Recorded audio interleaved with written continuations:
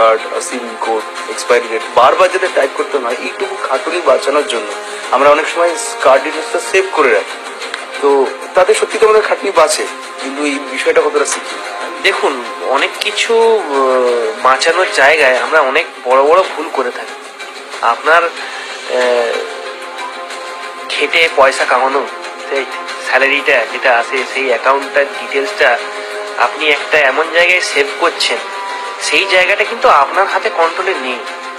সেটা ওই কোম্পানি, যে কোম্পানি থ্রু দিয়ে আপনি জিনিসটা কিনছেন, তার হাতে।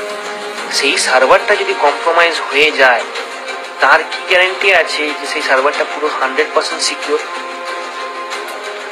আমি আমার কিছুটা সময় বাঁচানোর জন্য আমি কার্ড ডিটেলসটা সেভ করে রাখছি আর কোন একটা ই কমার্স ওয়েবসাইটের ডিটেলস। তো সেক্ষেত্রে ওটাও কি মানে এই পথটাও কি সিকিউর নয়? এই পথটা এই জন্যই সিকিউর নয়, কারণ হচ্ছে সবাই যদি সেই জিনিসগুলো সেভ করে রাখে এবং সেই সার্ভারটা কম্প্রোমাইজ হয়, যেখানে এই ডেটাগুলো ক্লিয়ার টেক্সটে সেভ হচ্ছে, সেই ডেটাগুলো যদি অন্য কেউ পেয়ে যায়, পুরো লিস্ট পেয়ে যাবে। 200-300টার মতো কার্ড লিস্ট পেয়ে যাবে।